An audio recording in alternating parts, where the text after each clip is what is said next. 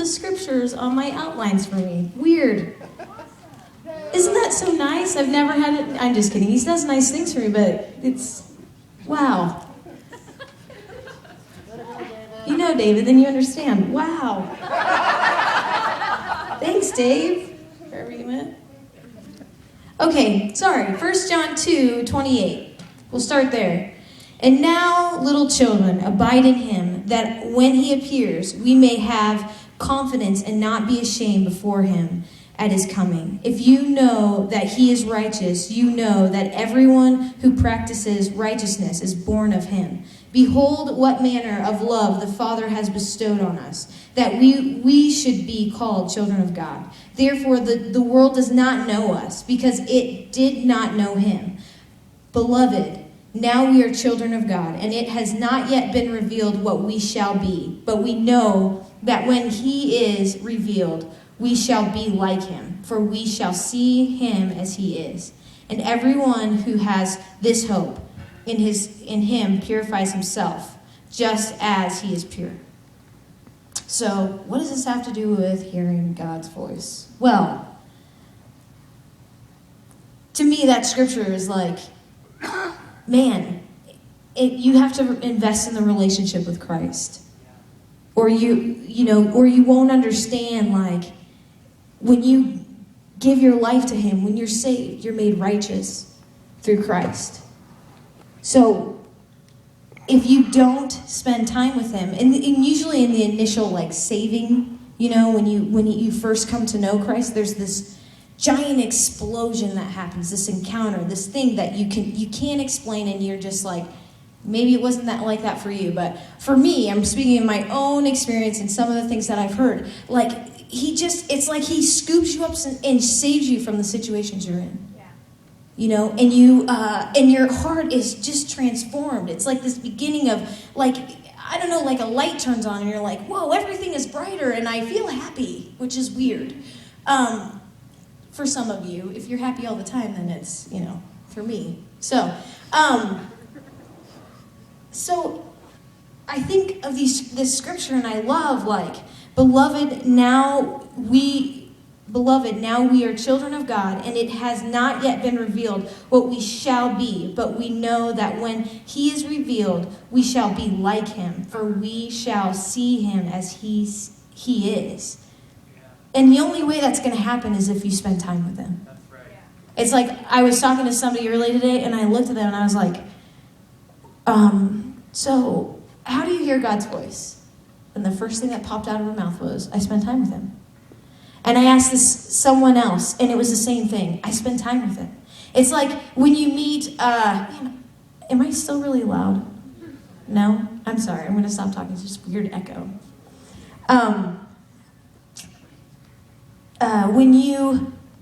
It's like when you meet someone for the first time, or you see this like, you walk in this room for guys or for girls, and you, like, I'm going to tell you this story, and this isn't shameful, but, so I was in Home Depot, okay? And me and someone, we were getting paint. And if you've ever seen what I look like during the week, I don't look like this. Okay, my clothes are absolutely a mess, and they don't really look like, they're just messy. Like, I wear a t-shirt, and I wear like steel-toed boots, and my hair is back, and my pants are covered in all sorts of things.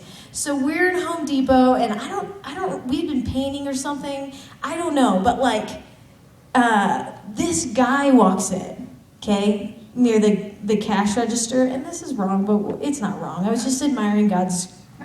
Don't use that, forget that.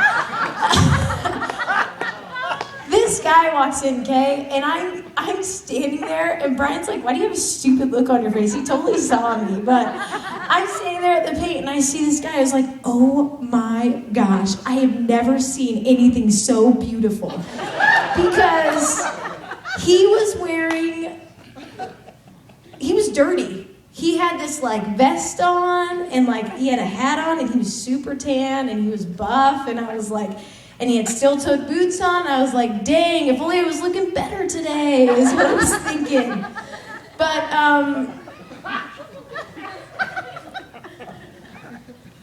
Wow. Anyway, so Brand's like, he's like, why are you smiling, stupid? It was really funny.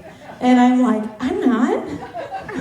You know, but like, the reason why I say all that to say, with God, you have this like, this may be weird for guys, but for girls I'm gonna say this. You have this like initial romance type thing. Like you wanna be with him. You know what I mean? And maybe he's like, for guys it's like this like, hey man, let's hang out. I don't know. I wish I had a guy. I should have a guy come. Yeah, still?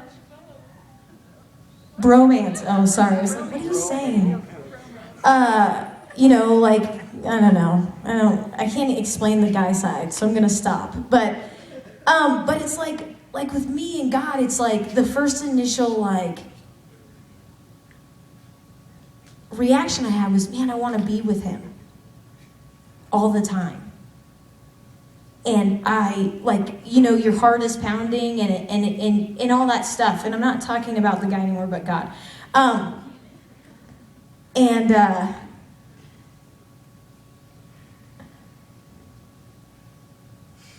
And the key is you have to get around him. If you want God to speak to you, then you have to be willing to get around him. You have to invest time in him. And then the question is, but Becky, he doesn't talk to me. He talks to you, but he doesn't talk to me. Well, which leads me to my third point. We're going to come back to the second one, okay? There's more than one way to hear God. He doesn't do this, like, it's not just, you know, maybe some of you hear him audibly, which is crazy, okay? And not crazy, but so it's really funny. Sometimes I'll be working, you know, and someone will be with me, and I'll hear my name, Becky, and I'll turn and look, and no, and I'm like, did you hear someone say my name? They're looking at me like, no. But I heard it.